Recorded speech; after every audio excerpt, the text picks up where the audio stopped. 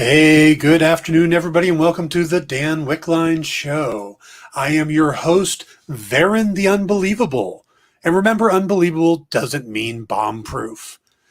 Now, that little intro was actually from a friend of mine named Braden, who is doing his high school finals right now, and said he could use a laugh, so he asked me to use that one as my opening today, so I did.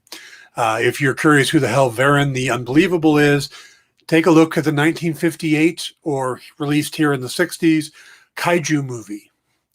I'm told that's going to be very funny to about 6 people. So thank you, Braden. All right. Now we're going to have a guest on very soon. But before I get into that, I just wanted to talk a little bit about Loki. And I'm going to give the high sign here to Kyle, my producer, who has not finished last night's episode of Loki. Now, or this morning's episode of Loki, even though I'm not going to do any spoilers. I'm just going to give you my thoughts. He does not want to hear any of them. So, Kyle, set off. Here are my thoughts on last night's Loki, where the first episode was talky, but had a lot to cover, and I was very, very impressed by it. Second episode ramped up the action, still had quite a bit of exposition, but had a great pace to it. And I got to say, this show is just starting off really well. I really liked the episode. If you watched my theory show yesterday on time travel, I don't think any of my theories were debunked by yesterday's episode or last night's episode. If anything, I think it strengthens the idea that perhaps the timeline itself is, the sacred timeline, is more manipulated and controlled than chosen, that this is exactly how somebody wants it to be. Not so much the best one, but the one that works best for them. And there's a lot of fun Easter eggs in it. I will mention one because I haven't seen anybody catch this one yet, but it's not a spoiler. It's just an Easter egg. You see a helmet in Renslayer's office with the letters A23 on it. And that is definitely a reference to her first appearance in Avengers number 23. All right. That's really mostly what I wanted to talk about. I didn't think anything in the show was... I didn't think anything was bad. I thought there was a lot of interesting moments that will go in much more in depth tomorrow night at 6 p.m. Pacific, 9 p.m. Eastern, when we do our spoiler-filled review and discussion, where you're all welcome to come join me and give your thoughts. We can talk more about the time travel theory, about who we meet near the end of the episode and what it means and how they might actually be a completely different person in the MCU than they might be appearing to be at first. So it's a very interesting episode. It's a lot of fun. I am really enjoying this series. I'm surprised how much I'm enjoying this series. I'm really liking Owen Wilson. The whole setup and cast has been great. And now I can't wait for episode 3. I mean, the only thing that could be better is if they could move these along a little faster. I don't want to binge watch them. I want that week's time to discuss and stuff, but at the same time, it's like I want more. But we'll see. Okay, that's going to be it for Loki today. Again, tomorrow night will be the big full spoilers. Before I bring our guest on, let me tell you to, by the way, Kyle, Tom Hiddleston, currently Velvet Glorious, nice. Follow us on TikTok and what's that other one? Instagram at _EXP1. So you can see what's going on. We post pictures, we post little YouTube stuff. And also go to our website at comicshoppingexperience.com to sign up for our mailing list to keep track of our upcoming schedule. Okay, that's pretty much business out of the way. And now I'd like to bring on our guest. He was our guest on Pop Go the Writers Sunday night. He has been our guest at the start of all the Marvel series, which is greatly appreciated. But he's also a very, very talented writer. He has, and I'm going to use his own words here, put words in the mouths of Fox Mulder, Luke Skywalker, Peter Venkman, Spider-Man, Superman, Kolchak, and a few others who we'll talk about today. Let me introduce you to Jim Beard. Jim. Hey. How you doing? I'm doing good. How are you? Good. I'm one of those 6 people that got the Varen the Unbelievable reference there. Yeah. Nice. I want to know who the other 5 people are, though. Well, Braden is one of them. And okay. Mostly the people he talks to online about kaiju movies and. Okay. You know. All right. Well, you can call me Dogara.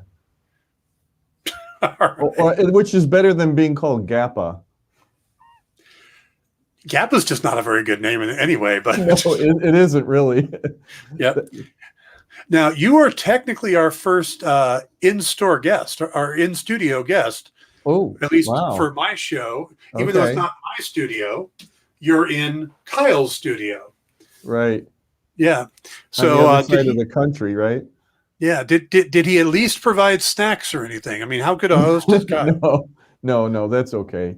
No snacks, no water, man. I gotta. No. It was sit down on the chair, put the headphones on, clip your microphone on, and shut up until we're ready to go. Look at. Hey, oh, there you go. He brought. Wait, snacks. Is this a comment? Is this a this is a review? I'm a real ding dong. He's describing both of us today. Yeah. I'm ding and you're dong. Don't say that. He's going to change the name. Or reverse that. So, did you get a chance to watch the new episode of Loki? I watched it at 6:00 this morning, my time. And without any spoilers, just your overall feeling so far. I think that Owen Wilson and Tom Hiddleston are the new bromance for our modern age now. Those two together are just incredible. And I mean, I give credit to the writers. The writing is just like right on point, but what those two do with it are just incredible. I mean, it is a lot of talky, as you say, but you know what? With those two doing the talky, I'll take it. I'll take a whole episode, of just them sitting there talking. The one thing that I took away from it is the frustration of never really knowing what the hell Loki is up to. You cannot trust the character. You want to, you see some moments of vulnerability and you want to, but you just can't trust him. At least at this point in his life, I kind of felt you almost got to where you could trust the Loki almost in Ragnarok. To the point where you could trust him. You could trust him to betray you, which is what Thor did by putting that thing on him. But he did what he was asked, and he took the Tesseract, which caused problems. He's destined to cause problems. I mean, it's just who he is, and that's pretty much what Mobius has been trying to say. You do what you do because you're you, and that's why he wants to use him. There was quite a creepy vibe in this whole thing, especially towards the end, the last, quarter of the episode, which I really appreciated that also. Almost a horror vibe going on there when they went to the final destination in the episode. Yeah, I absolutely agree. I think it was brilliant writing and just a really good episode. But let's go ahead and shift gears here. And you said destined to cause trouble. Well, just like me. Well, I was actually going to talk about what seems to be one of your favorite type of things to write is pulp characters. And I can think of no better way to describe a classic pulp detective than as basically destined to cause trouble. Yes, I'll agree with that, definitely. I've got this theory about detectives that there's four basic type of detectives. There is your Sherlock Holmes detective, which can do anything. He's super brilliant, but he's got one huge flaw, like a morphine addiction. Yeah. And we have to, and when you write them, you have to put an everyday person with them to kind of declassify them, to make them decode them. Yep. That's Watson. Yep. Right. The second type is your Nero Wolfe type, where you have the super genius, but he doesn't do everything. It's the everyman, almost pulp style detective who goes out and does all the legwork, and then the super genius just connects the dots. Yes, I'm a huge Nero Wolfe fan. Huge. As am I. My book series, the Lucius Fogg books, are basically a supernatural takeoff of Nero Wolfe. Okay. The third type is the unassuming Miss Marple, Columbo type, where you completely underestimate them. But they put things together just kind of on the outside and working around. And then the fourth is your pulp classic detective, which I like to refer to as the force of nature, because they don't really do a lot of detective work.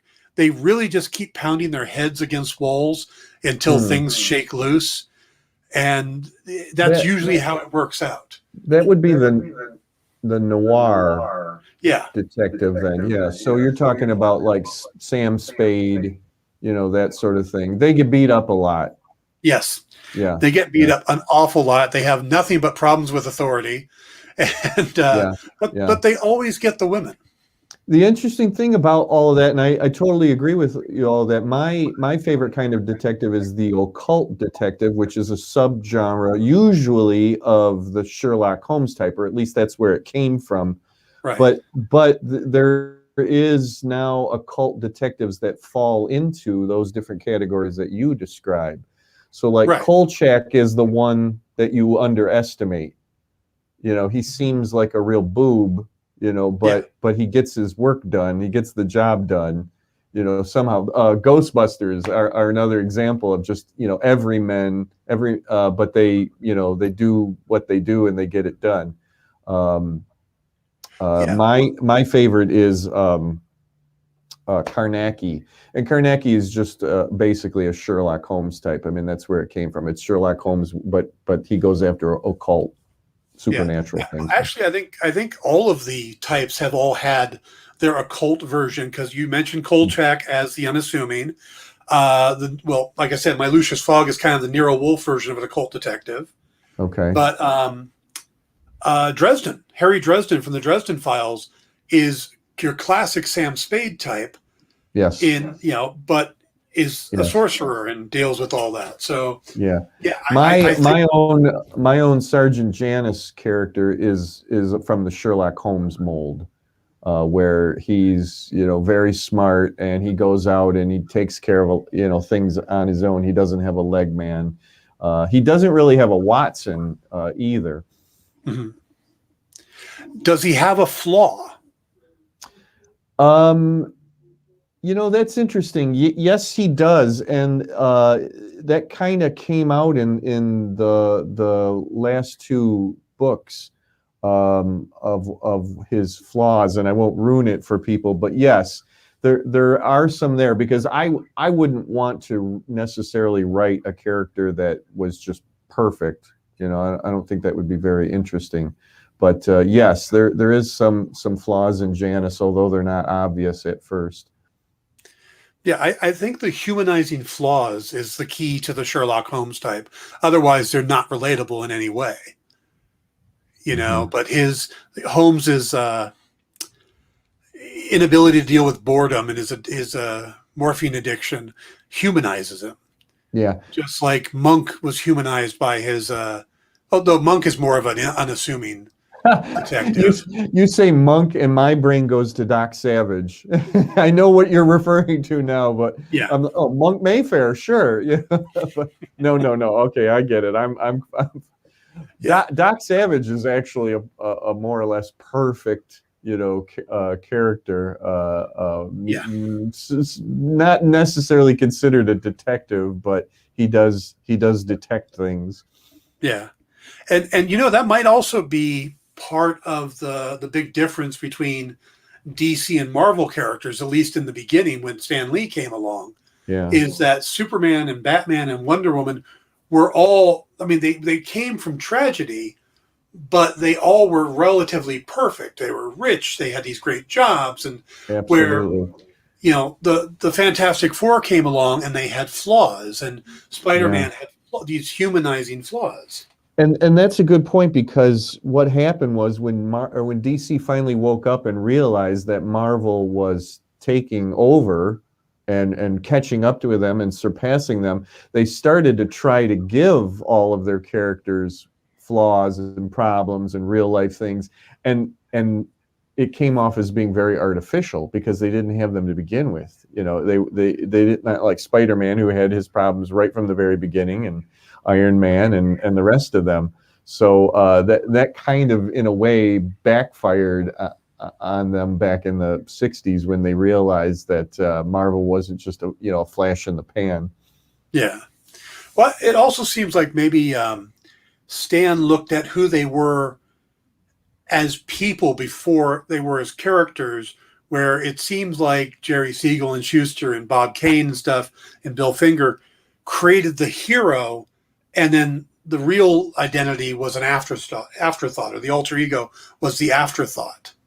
Yes, yeah, completely. Batman, it took a few issues before they even gave his origin, and it was a pretty, horrific origin, but then it's pretty much forgotten for decades to come. There's a little bit of revisiting it in the 40s and 40s mostly, but then again, we don't, and I talk about this a lot when we talk about Batman, is that the angst doesn't really come in until much later on, and really becomes a part of the character into the 80s with Dark Knight Returns. And Frank Miller, even in the 70s, even the Denny O'Neil, Neil Adams, and happy birthday to Neil Adams, by the way. Batman, it's his world gets darker, but he's not necessarily a darker character. That comes much later on, and people don't realize that. People think all of that darkness within Batman is there from the beginning, but it's not really. It takes quite a long time for that to happen. Well, I think that comes along with all the heroes, but I think with DC, they actually started doing more angst and more deeper dive into the villains first. Lex Luthor started shifting from being a megalomaniac businessman to a narcissist when John Byrne got a hold of him, and then the Riddler is another one that you could see little bits of stuff between what Frank Gorshin did with him, making him almost a manic depressive in the TV show, and then obsessive compulsive disorder with the writing, with the whole not being able to do a crime without doing riddles. That was started up in the late 60s and early 70s. A much more in-depth look at these characters, the villains, before they ever got to doing it with the heroes. Right. There's a few DC heroes that started off in the Marvel vein from the very beginning. And interestingly enough, it took somebody from Marvel to do that, and that was Steve Ditko. Just naming one, I'm thinking of things like Hawk and Dove. That was a big angsty thing, brother versus brother, right from the very start. Teen Titans, a little bit. They squabbled.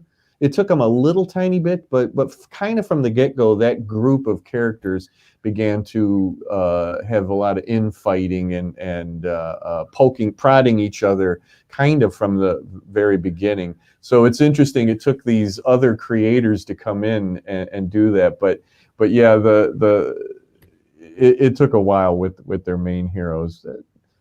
It's a very interesting topic. Yeah, with the Teen Titans, it seems like they started doing it then with Cyborg and Raven and Starfire, but they didn't do it they didn't retro it to the other characters till later in the run. Yeah, definitely. New Teen Titans were the equivalent of the X-Men, and really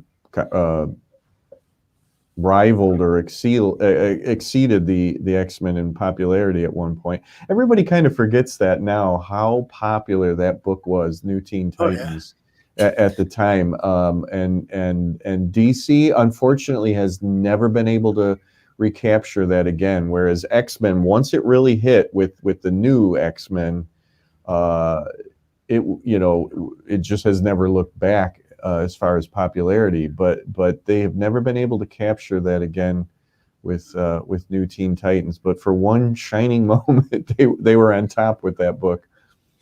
Yeah. Well, maybe just thinking about it is that I know that when Chris Claremont was writing X-Men, he was always writing it like a soap opera, just ongoing and ongoing and ongoing, never doing it in arcs, never really, there was always these things left out there. And I think Marv Wolfman was doing the same thing with Teen Titans. I don't think that's a real normal way that a lot of writers write anymore, because you don't think you're going to get that long a time on a book. Yeah, that's a very good point, and especially when companies really push to do 6 issues so we can collect it in a trade paperback, and that's been going on for a little while now. But yeah, that's absolutely correct. It was Paul Levitz who was at one time considered to be the master of the subplot, to have all these subplots keep going and going and going when he was writing the Legion. Right. At one point, there was I have a book. It's kind of old now, it's the DC Guide to Writing, and there's one whole part in there about subplots, and they use Paul Levitz as the example of that. Yeah, it's just not done anymore like that, which in some ways is a shame. I agree. I absolutely agree. I think long-term writing is probably the best way to go, because you get, I look at something as I don't want to say simple, but it's a children's book in a lot of ways. It's the Harry Potter series. And just how much Rawlings laid out over the years. She introduced Ron's rat in the first book, and they can't work a spell on him. And it seems like, well, Ron just doesn't know how to do the spell. Well, it turns out it's because it's not a rat. It's a Peter Pettigrew who pops up 4 books later. Yeah. It's like, that's the type of stuff you can do in novels when you're somebody like Rawlings or Jim Butcher, who is on book 17 of the Dresden Files and can lay this whole universe out. Right. Well, and those people are basically working for themselves, where they, it's their universe and they can do what they want. You made a really good point about who knows how long you're going to be on a book. You may have every intention of staying on it for years to come, but the company may have other plans. Who knows? One little thing may go wrong in their eyes, and suddenly you're off. And if you're trying to build something, it may be left hanging there. Yeah, I think about probably my favorite Batman run is the Hush run by Jeff Loeb and Jim Lee, just because it's a classic mystery, or it's a mystery. You've got all the characters coming in. To me, it's just a great Batman run. But if they didn't know they were guaranteed 12 issues to do the story, could they have pulled it off? Yeah. Or would they constantly be looking over their shoulder going, okay, are you gonna chop us here or what? Right. And that run was really designed to be a tour of Batman's universe with a new element in, the whole thing with Hush or whatever. So yeah, that's a really good example. And still is considered to be, a benchmark to this day. Yeah. Okay. We got you on here to talk about your stuff, and I've taken. Don't get me talking about Batman. I tell people this all the time. You start talking about Batman, and I'll be sitting here for hours jabbering about Batman. So. You and me both. I mean, anytime you want to come on, and okay, we'll do an hour on Batman. I think we should do a 24-hour podcast and see if I can fill 24 hours with talking about Batman. And I know that actually that would never be enough. Yeah. I would be down for that. I would be down for trying that. Not only do I love Batman and talking about Batman, but I'm also very opinionated when it comes to Batman, and I love talking about the history of Batman. But yeah, if you ever want to do that, I'd be more than happy to Kyle, take note.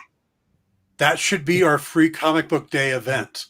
Just get a bunch of writers together, and we'll just do a 24-hour podcast straight and just kind of swap people in and out when they need to tap out. I have a show to do. I have a live show, literally a show to do on Free Comic Book Day. And my comic book guy, shop guy, is mad at me because I had promised that I'd help him do his event, and then suddenly remembered that I have a show in Columbus, Ohio that I'm doing on that same day. But I know that I can jump in on it. I'm already putting this on the schedule. Okay. I love that. And I'll talk to your comic book guy, Jim. He owes me a favor. Oh, okay. No. I had to tell him that I couldn't do. Right. His. I will help him, and then he'll owe me 2 favors. Oh, okay. I know you know him. The 24-hour podcast. We'll make that happen. We'll just find a good day for it. Okay. Beard on Batman. 24 hours in the Batcave. Okay. There you go. Now you mentioned your pulp character. Yeah, Sergeant Janus. Sergeant Janus. Now, what books can people find him in? There's 3 novels, and that's Sergeant Janus Spirit Breaker is the first one. Second one is called Sergeant Janus Returns. And then the third one, the third and newest one, is Sergeant Janus on the Dark Track. And then there's also 3 anthologies that have short stories of Janus in there. So altogether, it's 3 short stories and 3 novels at this time. The 4th novel, if all goes well, should be first half of 2022. Okay.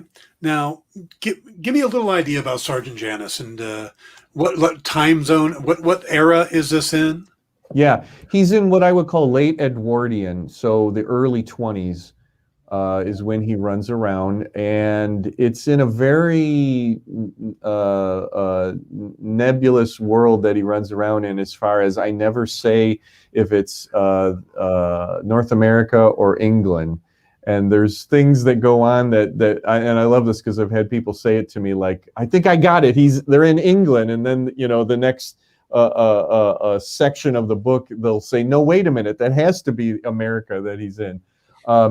He's an occult detective. He's a ghost hunter. He's called a spirit breaker because what he specifically does is when he comes across a spirit or a ghost, he is able to break its ties to the mortal world.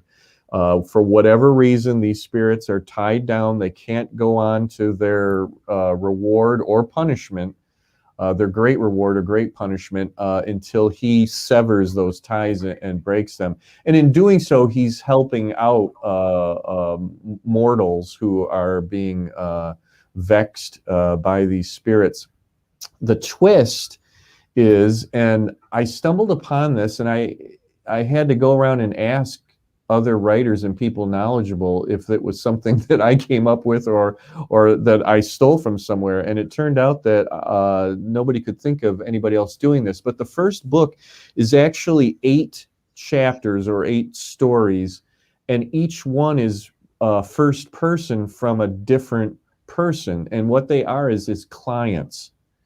So you don't have the man himself telling about the adventure. You don't have a Watson type character telling about the adventure, and it's not a third person omniscient sort of thing either. It's literally Sergeant Janus doesn't keep his own files. Once the adventure is over, he asks his clients to write out the adventure as they see it, and then send it to him, and then he keeps those as his files. So the interesting thing to me is that you get 8 different voices. Some are men, some are women, and you also get 8 different points of view on the same guy. Some of these people believe in what he's doing. Some of these people maybe don't necessarily believe what he's doing, and maybe even some of them consider him to be a phony, and that he's somehow faking these ghosts and to pull one over and maybe get money out of people. I call it a novel because as you go along through the stories, they do start to link together until the very end. You realize that there's a through line through all of the stories. Well, that's fascinating. Now, the different voices are unique. The idea of it being connected stories that make a novel, I saw that once before. Jack Boyle, the guy who wrote Boston Blackie, the original Boston Blackie book from 1910, is that. It's all these individual things that Boston does, and then you realize they all tie together. So, I love that, and it doesn't really say that, but you start to realize it as it goes along. So the very first story is told from a woman's point of view, and then the second story, there's a little connection. There's a minor character from the first story that works for a company that the person in the second story deals with. But again, as you start to go along, the ties between the stories get stronger and stronger and stronger. In the second book, I won't spoil it again, something very big happens to Sergeant Janus at the end of the first book, and people aren't sure what happens to him, and there is somebody who comes along in the second book who claims to be or acts like Sergeant Janus and knows things that only Sergeant Janus knows. And there's a whole again, and it's separate stories, but these ones are really linked together, and it again becomes a much bigger narrative about the mystery of this person, and are they or are they not actually Sergeant Janus. Interesting. So does Harry Houdini ever pop up? He is actually mentioned in one of the stories.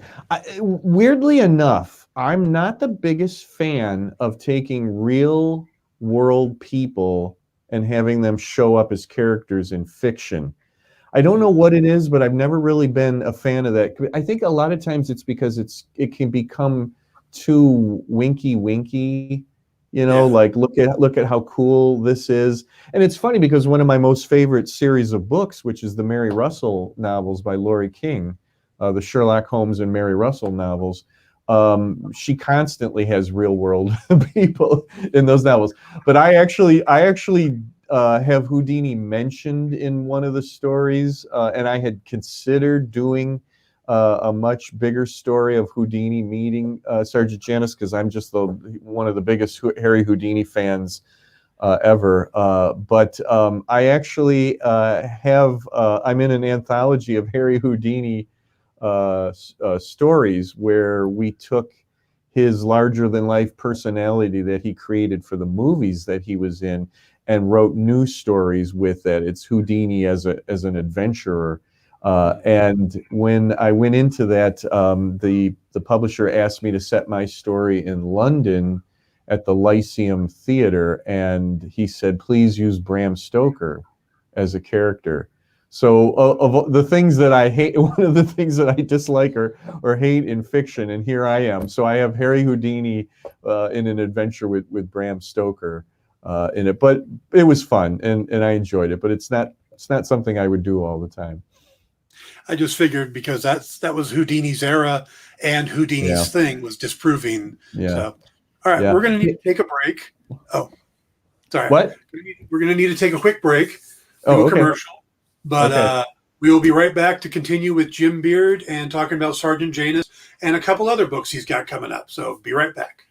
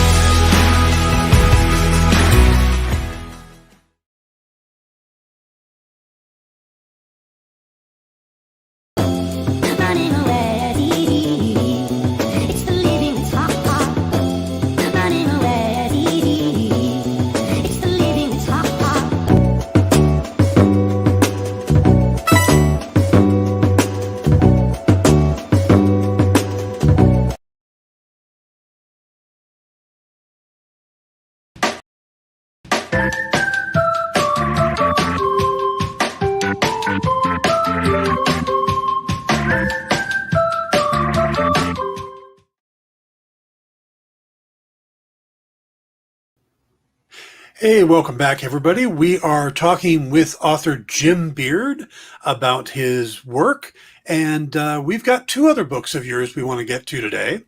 The first is one that's now available. I know it's available on Amazon, and I assume the Sergeant Janus books are available through Amazon as well? Yeah, all of my books are on my Amazon author page, except for one, and that's my Kolchak novel. That's only on the Moonstone Books website. They have some books on Amazon and some not, and mine is one of the ones. But otherwise, you can go to my Amazon author page and see all of my books. Okay, Kyle, can you get that link and put it up in the chat, please, if you get a chance? All right, we're going to move on to the new book that's out, which is a pulp story set in kind of a unique time, Occupied Pulp. It's an anthology book, correct? So why don't you tell us about that? Yeah, so this is from my own little publishing house that I do with my co-editor, co-founder, John Bruning out of Cleveland. Our thing is called Flinch Books. And this is our 10th book. It just came out in April. We're really proud of it. We always look for ideas of things that maybe other people are not doing. And what it is it's 6 stories set during the Allied occupation of Germany, Italy, and Japan. So in the early days after World War II ended, there's a lot of World War II fiction and a lot of really good World War II fiction. Maybe not as much fiction set in this time period, so after the war has ended. If people want to get an idea of where I'm going with this, the movie The Third Man was an inspiration for this idea. And I talk about that in the introduction to the book. It really started with me riding in my car listening to Sirius XM satellite radio and having the Elvis channel on, and the song GI Blues comes on, which is the, Hup 2, 3, 4 occupation GI Blues. And I thought, now there's an idea, like, stories set during the occupation. And I filed that away. And then a couple of years ago, I saw The Third Man for the very first time. I always wanted to see the film. And that idea just came back to me, like, this is a fascinating time. It's just because the war is over doesn't mean the espionage, didn't end. The intrigue didn't end. There were a lot of people who weren't going to want to let go of what they had during the war, and a very tumultuous time. And we set out to make sure that it wasn't just stories about Germany. I mean, obviously that would be the go-to. You would think of, oh, well, sure, the occupation of Germany. We wanted to make sure that we had stories set in Italy and Japan, and that was very important. We pulled together 6 incredible writers, and a huge coup for us is that we have Will Murray in the book. And for those of you who might not be familiar with Will Murray is one of the reasons that pulp actually continues to be written in the modern age. He is the man that continued the Doc Savage novels up until just very recently. Unfortunately, he can't write them anymore because the owners of Doc Savage want to make a movie, and they have kind of stopped any other Doc Savage projects. But for many, many, many years, he wrote official Doc Savage novels. And then he brought The Shadow in, and he did 2 novels with Doc Savage Meets the Shadow, which had not been done before in novels. And now he's writing some other of the pulp characters, like the Spider. He's starting to do those, and he's also written official Tarzan novels for Edgar Rice Burroughs' estate.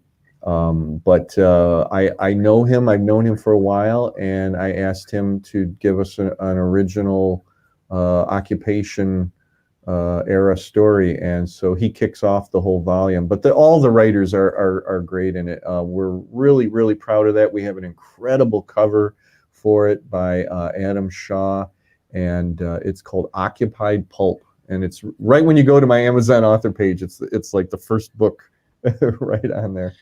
Very nice. Now, what writing a pulp story in occupied Germany or occupied Japan, Japan, yeah, but what differences what were the differences you had to deal with between writing that and just a normal pulp in like in the 1950s? Or, well, you know what, it's not. There's you'll get a lot of opinions on what makes pulp, but to me, pulp writing is pulp writing. What changes are the settings and the characters. To me, pulp is fast-paced, story-driven, and that's not to say that the characters are not interesting or that they don't breathe and grow. But generally, pulp is machine gun fire, adventure, get to the end of the chapter and make sure that whatever happens at the end of the chapter sends the reader scrambling to get into the next chapter immediately. Pulp writing is not slice of life writing. It's not characters standing around and thinking about the meaning of life at all. Pulp means moving. Things are always moving. There's always action and adventure and intrigue, like I said. So the difference here is really the settings and the environment, and then what comes with that era. The axis is no longer on top. So you have the Allied forces basically taking over these countries while those countries just start to begin to rebuild. But again, just because the war is over and the treaties are signed or the surrenders are signed doesn't mean that there are characters who don't want to let go of what they have and try to get it back. One of the things that I loved is all the writers in the book really did their homework. And we chose them because we know that they all loved history, and they all loved really interesting bits of history and could take those bits and maybe an interesting story and an interesting fact and then weave a story around it. And they all did that. One of my favorites is John Bruning, my publishing partner. He wrote a story about Mussolini's corpse was actually stolen. And this is a real fact, something that really happened in the real world. So he wrote a pulp fiction story about the search for Mussolini's corpse. Now, if that's not an intriguing foundation for a story, then I don't know what is. I agree. Now, we're going to shift gears just a little bit here because you were, like I said, our guest on Pop Go the Writers the other night. Thank you. I think we realized that we should have called it Pulp Go the Writers at that point, as all three of us, you, I, and Paul Story, have all written Green Hornet stories for Moonstone. You have a new Green Hornet story coming up. Yes. Now, is the book entirely your story, or is it another anthology? No, it's actually entirely my story. Technically, it's a novella or a short novel. It's about 45, between 45 and 50,000 words. In the pulp world, 60,000 is actually considered a novel, 60,000 or more. Yeah. But Moonstone, the publisher, wanted it to be on the shorter side, and that's good because it's based off of the 60s TV series, and those were half-hour episodes. And even though sometimes to me they were way too short and they needed a little bit more time to tell their stories, I think we wanted to emulate that. Get in, tell the story. Don't stretch it out. Don't pad it. There's a story to be told. Get in, tell it, and get out again. Which again is another definition for me of pulp. But no, it's all me, and I'm very, very proud to join the ranks of Green Hornet writers now. Oh, is this your first Green Hornet for them? Yes, yeah. Moonstone a few years back had the license. And they put out anthologies but they did not do like novellas or novels of Green Hornet. But they've got the license again. And when I heard that, I contacted Joe of Moonstone because he knew me from doing the Kolchak book for him, and said, if there's any opportunity for me to, pitch you a Green Hornet story. And he said, yep, let's do it. And he wanted very noir, so that's great because noir and pulp go hand in hand. My story is very noir, very pulpy.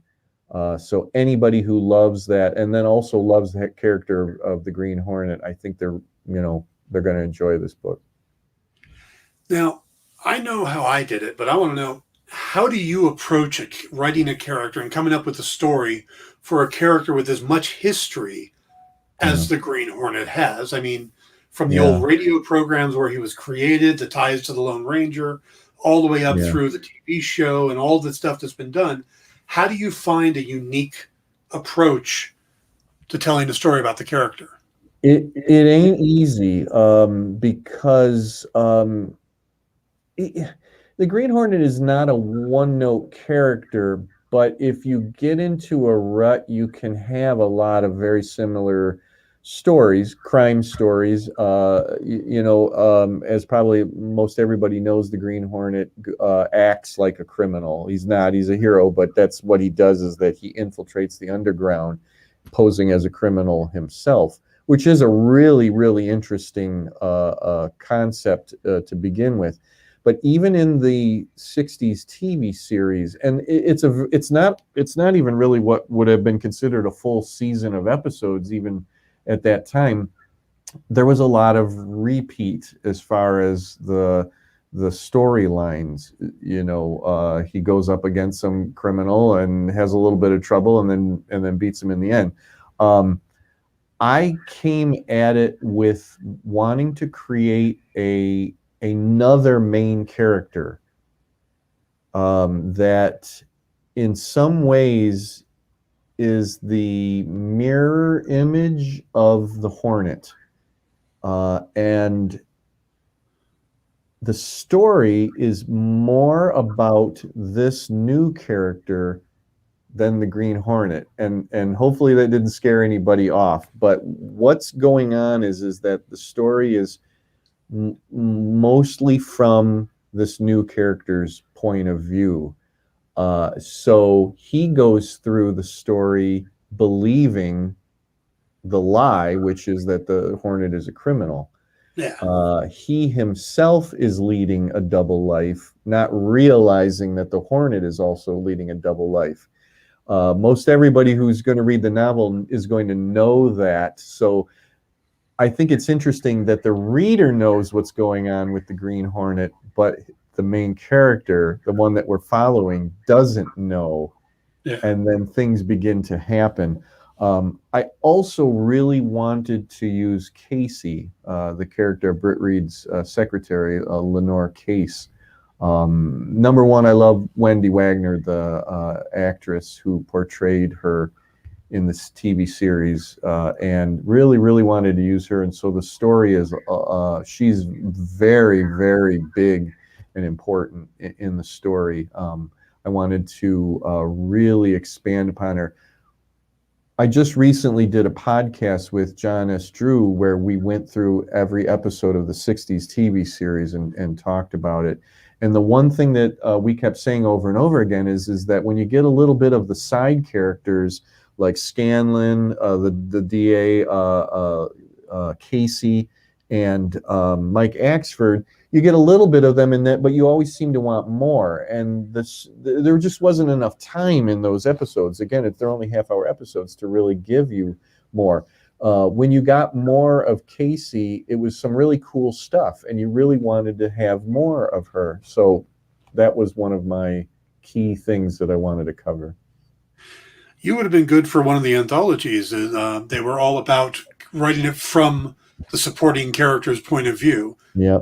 I kind of came into that too late. I think it was the third one had just come out, and I think that was when I contacted Moonstone and found out that it was kind of, at that point, it was up in the air about whether they were going to do a fourth anthology, and then it never happened. I assumed it was because they lost the license at that point, but they have it back. They're doing full novels or novellas. They're doing something called double shots, where you get two longer short stories in one volume, and they're doing the Green Hornet and then some other character. They just came out with one, which is you get a Green Hornet story and a character called, I think it's Ivy Frost. I'm not overly familiar with the character. Sounds familiar. Yeah. And then from what I understand, I think they're going to maybe do some more anthologies. I've been moving on to work on other projects, but my big hope is to get back to and do Green Hornet again. I'd love to write a short story if they're going to do an anthology. I don't know if I have another novel or novella in me, but I'll see what the reaction is to this one first. Everybody may hate this one, but you can order it right now through Diamond, through comic shops. I don't think Moonstone has put it up for pre-order yet on their own website, but that should be pretty soon. But if you go to your comic shop, in the latest issue of Diamond Previews, it is under the Moonstone listing, and it's called Green Hornet, How Sweet the Sting. Coming in August. Yeah, and final order cutoff for this month's Diamond will be in 2 days. Oh, so. Right. Well, you know what? And if you miss the cutoff, again, it should then it'll go up for pre-order on the the Moonstone site. And Joe told me that it will be both paperback and hardcover, and the hardcover is going to be exclusive to the Moonstone site. Very nice. Yeah. Yeah. Okay. All right. We're going to have to wrap this up pretty quick. I really appreciate you actually coming in and going to Kyle's studio. It was fun. I love the backdrop. Yeah. If you enjoyed Jim and I talking, Saturday afternoon, we will be replaying the Pop Go the Writers that we did on Sunday. Will be replayed here. I don't remember what time we play it at, but it'll be myself, Paul Story, and Jim. And we'll be talking about the first episode of Loki. So if you haven't had a chance to watch that, watch it before Saturday, and then you can join in our conversation. It's at 4:30-ish, according to Kyle. Really depends on everything in front of it. Check out the Comic Shop Locator. Sometimes you guys get a little long-winded, so we start a little early. Yeah, I've been trying to keep long-winded. I was talking about the other one. I was talking about Dan. Oh, okay. Our first episode in the mail.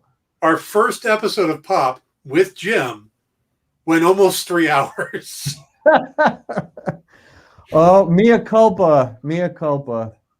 Oh, we were all just chatting away on that one. Yeah. See, that's why we have to actually schedule it as a long show, a 24-hour Batman extravaganza. See, and then nobody can blame us for going long.